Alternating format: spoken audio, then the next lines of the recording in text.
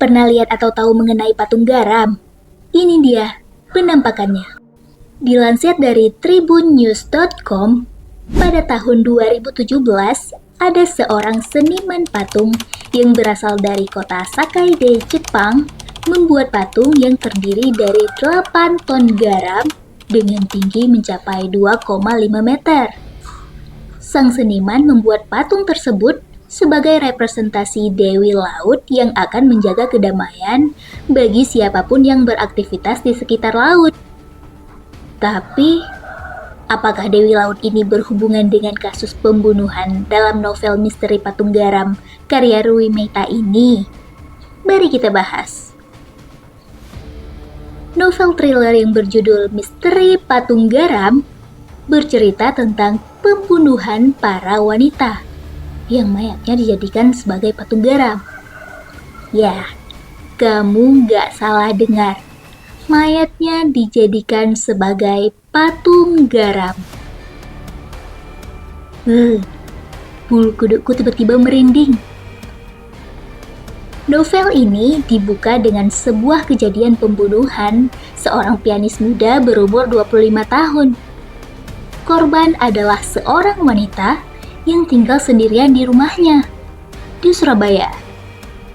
Seperti judulnya, tubuh wanita itu sudah mengeras dilapisi oleh garam bak sebuah patung. Posisi patung tersebut sedang duduk di depan piano, alat musik kesukaannya dengan posisi tegap. Mayat tersebut ditemukan oleh sahabatnya yang datang dari luar kota. No way. Yang memang sering menginap di rumahnya saat dia ada rapat di Surabaya. Seolah si pelaku ini tahu akan ada orang yang datang ke rumah itu, makanya kondisi mayat masih bagus dan belum membusuk akibat suhu ruangan. Diketahui, mayat tersebut sudah dipindahkan ke rumahnya sejak 3 hari yang lalu. Jadi waktunya itu pas dengan kedatangan si sahabat. Seorang detektif yang baru saja pindah ke Surabaya yang bernama Kiri Lamari langsung ditugaskan untuk menyelidiki kasus mengerikan ini. Detektif Kiri sudah sering menangani kasus seperti ini di tempat kerjanya sebelumnya. Makanya saat datang ke TKP, dia dengan sigap langsung fokus ke beberapa detail kecil yang digunakan sebagai petunjuknya. Saat korban dibawa ke pihak forensik, ternyata mayat tersebut sudah tidak memiliki organ dalam lagi, termasuk otaknya. Dan sadisnya, terungkap bahwa pembedahan itu dilakukan saat wanita tersebut masih hidup dan tanpa dibius. Jadinya korban mati karena kehabisan darah. Lalu, sebenarnya apa sih alasan si pembunuh mengosongkan organ dalam korban? Ya, menurut dokter forensik, alasannya adalah karena organ dalam dianggap cepat membusuk. Makanya si pembunuh harus cepat-cepat mengeluarkan isinya sebelum pembusukan yang akan merusak tubuh mayat itu. Dia juga memasukkan natron atau yang disebut dengan natrium kalium dekahidrat, yaitu zat yang mengawetkan mayat ke dalam perut. Ya, apalagi alasannya? Tentu saja biar mayatnya lebih awet. Tapi, yang membuat aku nggak habis pikir adalah pembunuh ini meninggalkan jantung, satu-satunya organ di dalam perut sebagai souvenirnya. Jadi, di dalam perutnya ini sudah kosong semua, tapi jantungnya masih tinggal. Kalau kamu bertanya-tanya, gimana sih caranya si pembunuh mengeluarkan otak korban, padahal nggak ada luka di tempurungnya sama sekali? Caranya adalah pelaku ini memasukkan kait lewat tabung logam ke dalam rongga hidung hingga menjangkau otak. Nah, kait tersebut bertujuan untuk mengaduk-ngaduk otak hingga cair. Setelah itu, cairan otak akan keluar sendiri dalam bentuk cairan yang mengalir melalui hidung dan telinga. Sadis banget. Usai dikeluarkan isi perut, tubuh korban diolesi dengan ramuan yang biasanya dipakai untuk proses mumifikasi orang Toraja. Menurut dokternya sih, ramuan itu berisi campuran daun mangga muda, pinang muda, bumbu dapur, dan kulit kayu sipate. Baru sesudah awet nih, tubuh korban dimasukkan ke dalam cairan garam, lalu dipanggang dalam oven. Makin awet tuh, sehingga garam-garamnya itu akan melekat dengan kuat dan mayat tersebut akan awet dalam beberapa hari.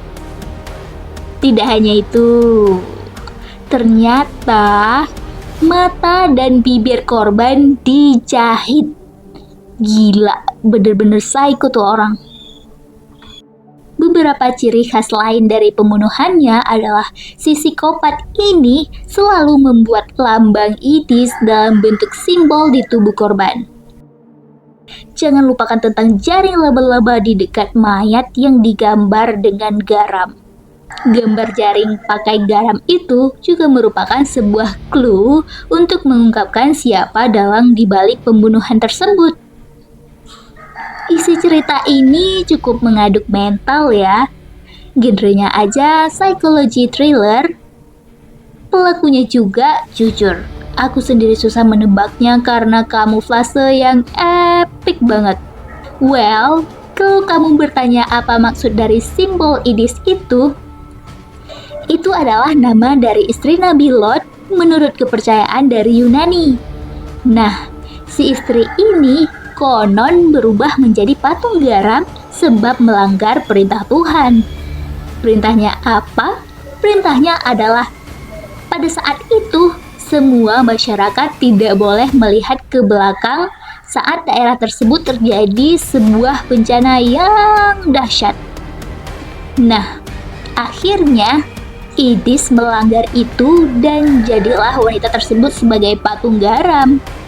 Itulah yang menginspirasi si psikopat ini untuk membunuh para korban. Ternyata tujuan membuat patung garam antara si pembunuh di novel ini dengan seniman di Jepang benar-benar berbeda ya. Yang satunya untuk kebaikan, yang di novel untuk kegilaan. Dia menilai kalau 3 korban yang sudah dibunuh ini berdosa dan patut mati. Sebagaimana Idis. Sebenarnya setelah novelnya dibaca habis sih, alasan utamanya seperti biasa. Alasan psikologis saat masih kecil dari si pembunuh yang diakibatkan oleh trauma dari tekanan sang ibu. Menarik sekali sih, cuma ada beberapa hal dalam novel ini yang kurang menurutku. Sekali lagi, ini pendapatku ya. Yang pertama itu, jalan ceritanya sangat mulus. Memang penuh teka-teki sih, tapi semuanya bisa dipecahkan dengan mudah oleh 2 detektif yang menanganinya. Walaupun harus dinas ke sana sini, keluar kota, klik lagi, pergi lagi, pulang lagi, udah kayak Bang Toib. Yang kedua adalah tidak adanya tumbal. Korbannya ya cuma 3 wanita yang udah jadi mayat patung garam itu. Selebihnya nggak ada. Sebenarnya bukan 3 sih. Dia bunuh ibunya sendiri, saudaranya, dan pengasuhnya juga. Tapi nggak dibuat jadi patung. Alhasil nggak terlalu tersorot. Awalnya aku mengira si kekasih detektif Kiri Lamari ini yang bernama Kenneth akan mati setelah disandera oleh pembunuhnya. Ternyata jangankan mati, pingsan dan lecet pun gak ada sama sekali. Maunya ada sedikit rintangan yang membuat penyelidikan terhambat.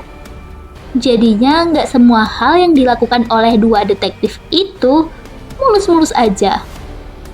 Eits, tapi pembunuh aslinya benar-benar bikin aku tercengang. Sangat tidak terbayangkan kalau dia sebenarnya... Sudahlah.